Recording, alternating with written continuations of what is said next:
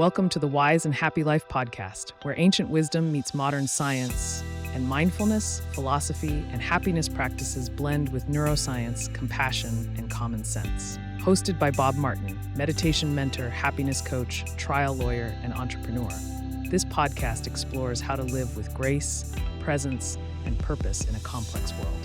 Hey, hello, good people, and welcome to another episode of the Wise and Happy Life podcast. And we have a great guest today. As I normally do, I want to tell a little story to set the theme and the feeling of what we're going to be talking about. And this one comes out of my meditation practice and my meditation teaching. And what I'll say is that once we work with folks and they get the basic skill of learning how to watch their thoughts, then we move on to this thing which we call labeling thoughts and labeling feelings.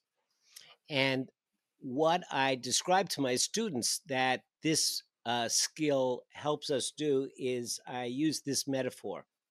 Say, sometimes we have a desk and the desk gets like really messy, and we start feeling all kinds of anxious and nervous, like something's going to miss us, we're going to miss doing something, we're out of control. And so we say, well, today I'm going to organize my desk. And so we sit around and we organize the desk and we make all these files and we put everything in the files. And by the time we're done, everything's in its place. We have not accomplished a single thing in terms of productivity, but somehow we feel more at ease and we feel more comfortable, like we're back in control. And labeling thoughts in the mind is like organizing your desk. You take all of these random thoughts that come into your head and you give them a label, like thinking or regretting or projecting or whatever. And you give them a label. And just by giving them a label, they kind of have a place where you know that if you want them back, you can go get them. And it brings about a certain amount of calmness and a certain amount of tranquility, or at least it takes away some of the stress in life. So I tell you all of that because Cathy Perez is a spiritual organizer. She is someone who has learned how to organize things and brought it actually into the spiritual realm. She has become certified, and she's going to tell you about the course of certification and some of the wonderful things. So if you're an organizer, this is the podcast for you. And then Cathy also has another side of her where she is passionately an advocate for reproductive rights. And ever since the Dobbs decision has been engaging in advocating for women's rights. So we first we're going to talk about spiritual organizing, and then we're going to get into some of the things you do, and also volunteering as another pathway to happiness. I tell you, Cathy, you may not know about this, but the people that rank themselves as among the happiest in the world, you'll never guess, are volunteers. That you would guess, Yes. but you never guess what the other one is, can you? You I don't think so. No. No, ballroom dancing. Who knew? Really? Oh my Well, goodness. if you think about it, it's being in contact and learning a skill and moving with Wow. music and getting out and doing something. And ballroom dancers rank themselves among the happiest in the world. So, having said all of that, Cathy, say hi and tell us a little bit about this certification and this Sure. training and how you came to it, and how you see that as a spiritual endeavor.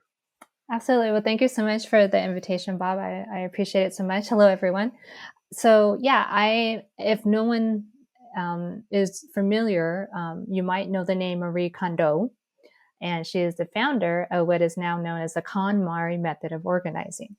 And so you might have seen actually two of her Netflix shows, and she has several books. In fact, she has a new one coming out in October, and it's Letters from Japan. Anyway, long story short, she is the pop culture phenomenon, and she became very popular after her first book was published in Japan, and then a few years later, it got published here in the U.S., and that's when it just like went crazy, right? And so she was able to, I believe, at least in my view, she was able to capture, the energy, okay, of the collective pop culture, so that young people finally could take something mundane as organizing. I mean, most people don't really see, anything exciting about organizing, but she married literally the idea of something mundane like organizing, and she married it with joy checking, i.e., she married it with your soul. You put those two together and you have that spiritual connection. You have finally your mind connected to your soul, your heart, asking you, this item bring me joy, and how am I going to keep it or let it go with gratitude.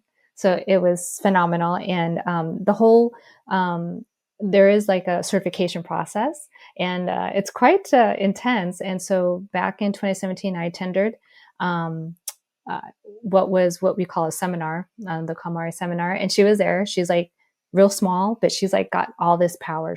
Her aura is like pronounced. Like, you listen to this person. She even brings a tuning fork with her wherever she goes, and she tunes the area around her.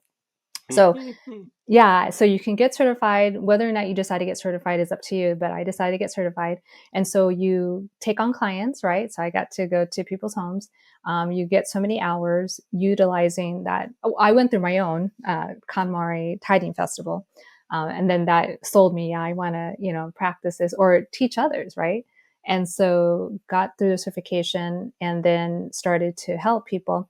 And then I realized, I'm probably more in line with the idea of sharing the information. So it was fun, and I love organizing. I was organizing as a child, and I still love it.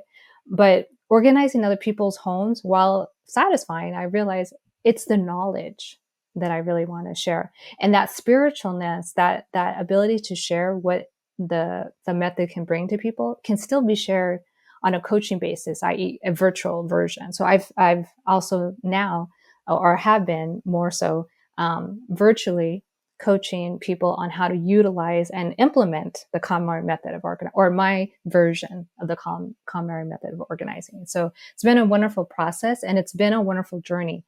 I can't say enough about how powerful that this system of organizing is. And the reason why I think it resonates, again, unlike all sorts of other organizing uh, modalities, which I've learned several. This one, again, it married the mind and the heart, and when you put that together, you have a spiritual connection, right? So it was pretty powerful. I hear what you're saying. I've got a good friend, Ralph Waller, he's a good Southern guy, good Southern boy, lives out in the country, and he writes like a little blog from the Southern point of view, and he just wrote one about going through the attic, and from his perspective, and I tell you the truth, even from my perspective, I see it as painful. I mean, you see things and you got to let them go, but you don't want to let them go, Yeah. and you think you might use them, but you're not gonna, and there's all this stuff around that's cluttering it up, and so that's one question I have is tell me and demystify for me how this is not a painful process, but it's a spiritual process, and also um yeah, after that, I just want to. I get how the mind is involved because you are looking and thinking and strategize. I Yeah. guess strategizing and the like. Um, but engaging the heart, that's I can't quite wrap my head around that. So help me to understand that. Absolutely. So without getting too convoluted, Yeah. because I don't want to take too long, but the singular part, again, that was different from all other that I perceive, other modalities of organizing, even feng shui. Feng shui is definitely about the earthly, elements, and you're part of it. But again, this is about your soul. This is about you touching something, this or anything around you, and deciding, is it serving me? So the joy check, that's the whole encompassing. And basically, the joy check is just, it's a gratitude practice. And so, gratitude, as we all know, it's a form of love, right? So, when you're Hmm. practicing gratitude continuously on something as simple as a cup, does this bring me joy? Like, literally, like you hold it and you ask yourself, like, do I feel anything towards it? And it doesn't necessarily have to be, do I feel joy? But it has to be, is it serving me? Right?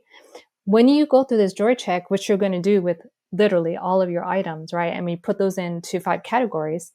When you've gone through those joy checks, first you go with your clothes, and you go through books, then you go through paper, which no one loves, then you go through komono, which is miscellaneous items, everything that's not those other 4, and then sentimental items. And you go in that order for a reason. And here's your question answered. When you are joy checking, you first feel really weird, and then you get used to it. In Ah, our Western thinking, we don't really consider the idea of joy associated with something that we use. And we don't actually associate, unfortunately, gratitude with much of anything. And so, what this does is that it hones our ability not just to feel joy, but to feel gratitude and to realize everything has a purpose. Everything is in service either to myself or to others. And so, your joy check becomes better and better. And by the time you get to that 5th category, which is the sentimental items in the attic, you now can, with discernment, with literally just the idea of this item that I got from my godmother, and now she's in heaven and it's sitting here collecting dust, you can hold it to you and you can say, thank you. And now you're guilt free to give it away to someone who can use it. so it's I get it. I got it now. I understand because when we teach meditation, one of the things, of course, I ask everybody to practice the technique that's taught each week, but the other piece of homework is to choose something that you're going to do mindfully each day, Yeah. and it could be like washing the dishes. And if you wash the dishes mindfully, then you're not complaining about why the other guy's not washing the dishes, or why do I have to Yeah. do this? I cooked, and having all of that, walking away from the task really like poor me. Right. Or you really get into cleaning the dishes and the feel of the soap and the feel of the water and all of the experiences that you have. So if you do it mindfully, it actually becomes a joy. I get it now. So what you're saying in my language is we do it joyfully, and we don't start with the 50-pound weight. We start with the 2-pound weight. Absolutely. Yep. And clothes are a 2-pound weight. That's where you start. Yeah, absolutely. Because in clothing, in particular, you start with clothing for one reason and one reason only. It's on us. It's on our person.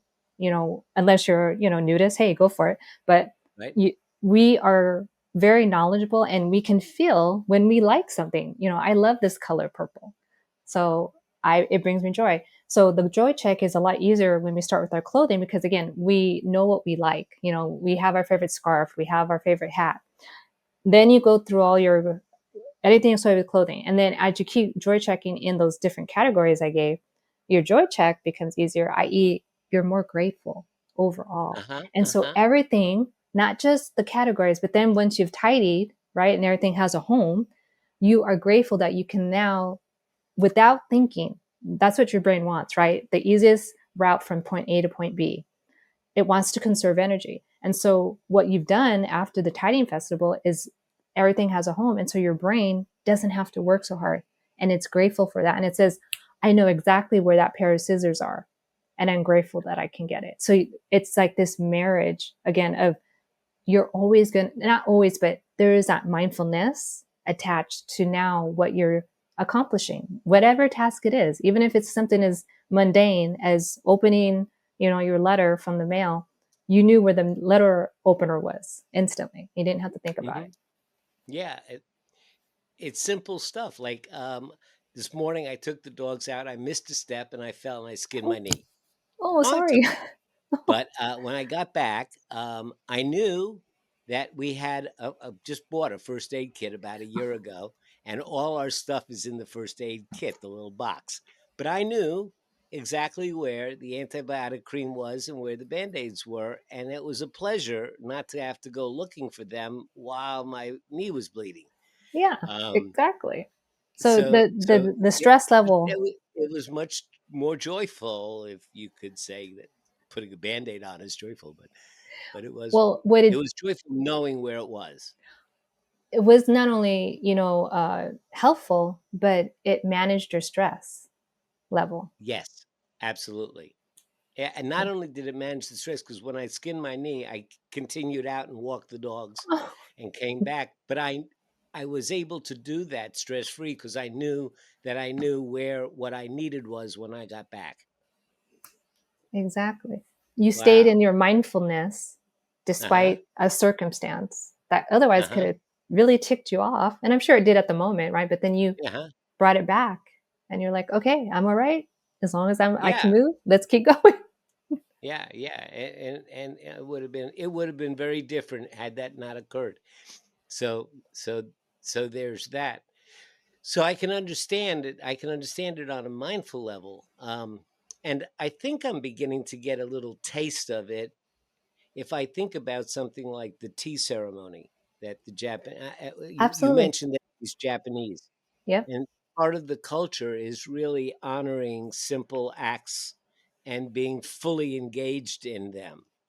Yep. And so that when we see that tea ceremony in movies, when we've seen it displayed, it's a real act of love.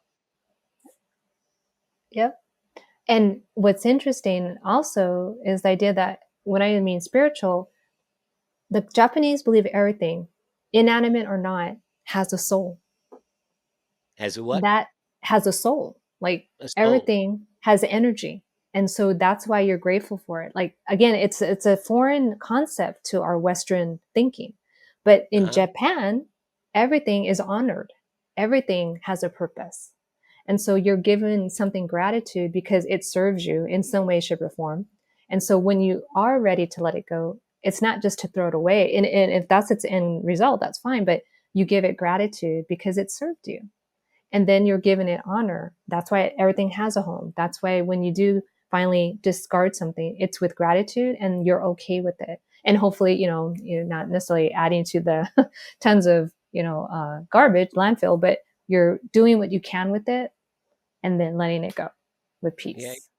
No, it reminds me of there's a movie called The Gods Must Be Crazy, and it's the story of a primitive tribe in the Kalahari Desert, and a plane flies over and drops an empty Coke bottle into the camp, and they've never seen anything like that, and they think that it came from the gods, and it's just the funny carryings on of what goes on after that. It's very funny movie. But there's one scene where they decided that this thing that came from the gods, since everybody has now got jealousy because there's only one of them and everybody wants it. So he said, we have to get rid of this and stop these jealousies. So I'm going to walk to the end of the earth and throw it off. So as he's walking, it comes about that he has to find something to eat. And so he shoots a deer, a small deer, and as the deer's hit by the arrow, and as the deer is laying there, starting to breathe its last breath, he goes over and has this conversation with it, thanking it for its life and for giving up its life so that he could have something to eat, and expressing his gratitude and his care and honoring this animal that he just killed. And it's very sweet to think about having that level of consciousness about the environment that you're in. Absolutely. That's what it is. And again, you feel awkward because again, when are we ever asked to, feel joy? Um, Hmm. and the word joy actually was the closest version to whatever the Japanese, equivalent was. And even that was still kind of off for, again, the interpreter who wrote the book in English, or translated, I should say. And that was the closest word that she could find. And in actuality, again, it's unfortunate, don't you think, that in our Western civilization, we don't think as joy as something natural. And it Mm-hmm. should be. It is who we are. Again, it's love or fear. And if we can live more in sage like in love, we would have less fear overall. Mm-hmm. Mm-hmm. Yeah. So Yeah, joy. I mean, ask a 4-year-old playing in the playground, what joy is, and he'd look at you like, "What a strange question." I mean, it's just, they're living it's what it. I am. It's what I am. And then somehow we get away from that, Yeah. with It's the intuitive responsibility. in a human, Mhm. but we lose it unfortunately in the state of which we are grown, right, as into humans, depending on where you're at, right?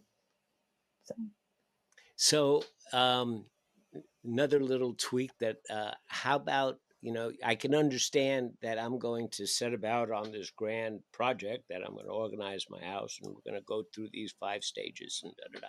And I get it all organized. Now my Western brain is saying, yeah, but now I got to maintain it. there's always the if, right? Yeah, yeah. So the wonderful this is true. There is not much what we call relapse in Uh huh. using this method. And again, I think maybe that is another reason why. One, it's very simple. I mean, it's simple in the fact that I can teach a 5-year-old how to go through this method, right? The joy checking they don't understand. They understand, the idea of going through all their categories, whatever. But something that's simple doesn't mean that it's necessarily easy, right? And so going through the method, it's such a phenomenon because again, it was something new, but people realized that they could do it if they stuck with it. On average, okay, in the US at least, it takes around 6 months to actually complete what we call a tidying festival, to go through the whole premise of that like to from one category to the end and then to give everything homes. It does take a while. So, you No, I can know, understand. and, But and I do love the idea that I'm starting out with something like even me, who's far from organized in that way. Um, I can really get it that I could do that. I could do that tomorrow. I could do that today with my clothes. That I can do. I know I can do that because I know that there's t-shirts in my drawer that I look through my t-shirts and I always pass these over because I really don't like them. So, you know, let them go. Um, and so I love the idea that you start like that and then you get to the tough stuff later. But as you go back, you said it takes about 6 months on to go. average, so So obviously some take, but you're getting stronger all the time. correct. And so depending on, how much you have, right? Like some people have huge homes, some people live in a studio in New York, right? So it's dependent more so on, I believe, the quantity of items, right? And Mhm. how in depth you want to get, right? Like, Right, do you right. want to read the books and then, DIY it? Do you want to, have someone coach you through it? It doesn't matter. But the actual premise of getting through it, actually, what happens is, you talk about like begrudgingly possibly going through it, but what happens is your mind, it's actually like cognitive behavioral therapy because you are rewiring your mind. Your Mhm, brain realizes what's going on and it likes it because now mhm, it's saving energy. Again, it's all about how can I make my brain less stress? Well, when it doesn't have to think about where does everything go, it already knows where everything is. And at the end of the time festival, you have the KonMari effect, which is everything that possibly could come into your space now. Your brain is going to stop you and say, you're not going to hit that prime button. I know you have, it instinctively knows, visually, mentally, it knows you already have that item in 6 different colors, or you already have 2 of those. So it knows, and it literally will stop you from making extra purchases again, because it's living in a state now of clarity. It's living in more focus, energy, and it loves that. So mhm, everything mhm, that's around you, whatever you decided to keep, all of that has energy. We're all energy. So the more supportive energy we have, that uplifts your energy naturally. mm. I love that. I love Mm. that. You know, you just opened something up for me that's really profound. I'm not kidding. You really have, because when I studied under Master Nee, um, we asked him once, "What does it mean to have mastery in life?" And he was a Taoist Grand Master, and the whole fundamental thrust of Taoism is to understand the energy flow that's around you. Like, and when I say energy flow, I mean it could be something as understanding as you're trying to share something and nobody is inclined to listen right now, so that there's a certain energy there. Absolutely. So you align, you notice what the energy is, and then align yourself with the energy so that you're acting effectively and efficiently. Like if you're out in the water and you want to get into shore, you expend the most energy, swim like heck when the water's going towards the shore. And when it's going away from you, don't waste your energy, but don't give up and get swept out. But don't expend unnecessary energy fighting it. Just Right. conserve and wait until the flow changes and then swim like heck. And so he said, when you have learned to interfere with the natural flow of things the least and expend the least amount of energy and get the desired result, you have begun to master life. Yeah. And what you just opened up for me is that I've always looked at it as if the flow exists independently of me, and my job is to understand it and align with it. But what you have just helped me to understand is that the flow is actually in, I am also a creator of the flow. Yeah. And so it's not just that it's independent of me, it is actually a cooperative flow that I have some influence on, Absolutely. and then aligning with it and understanding how much influence I have and how much I don't, and all that, is wisdom. But Yeah. this opens up a whole world for me. So I just, this is wonderful. I'm You're so glad. excited. I'm so glad we're driving here because that's exactly it. That- Uh-huh. It's it. A lot of people don't want to realize that they have a lot more power than they're willing to admit, right? Mm-hmm. And once you realize, wow, my energy is affecting the ripple effect, right? Has the ripple Mm-hmm. effect, and Mm-hmm. vice Mm-hmm. versa. Everything around me is going to bring that energy or any energy towards me. Which Mm-hmm. do I want to be more powerful, right? Well, hello, you have that power. So use it. Wow. What a great thing. So wait, tell me the order of the five areas again. Right. And Clothing, yeah, so it's clothing, books, books. paper, Okay. Books. which is everyone's nemesis. Paper, you mean like the stuff, legal Even paper? digital, it can even be digital. So like paper in itself though is like, anything that literally is like, stationery, cards, your book, oh, not books, anything that's, magazines, so to speak, anything. So uh, Magazines, also all your letters and yeah. Uh-huh. any notices that you have, or Mhm. manuals, Right. operators manuals, Yeah, anything like anything that. that's not a book, let's say, right? And then you have And the kimono, which millions is of emails that you still get, yeah. right? Yeah, Yeah, that okay, I mean, if you printed them out, right, they would be paper. right? So, They'd be paper. um, So clothing, books, paper, paper. and then we call it kimono because that's this Japanese version of miscellaneous, but miscellaneous items. Okay, so everything else that's not these four others, Wait, I and missed then it. Clothing, books. books, paper, kimono, and then the last No, one in this order there's is kimono is what? kimono is Miscellaneous? miscellaneous. Yes, Oh, miscellaneous. okay. And then the fifth one, again, as we went in that order, because you're drawer checking throughout, the last one Right. is sentimental items for obvious I reasons. gotcha. I gotcha. Yeah. Yeah. Wow. And who, and get the name of the author again? Yeah. So Marie, Marie, Marie Kondo, Kondo.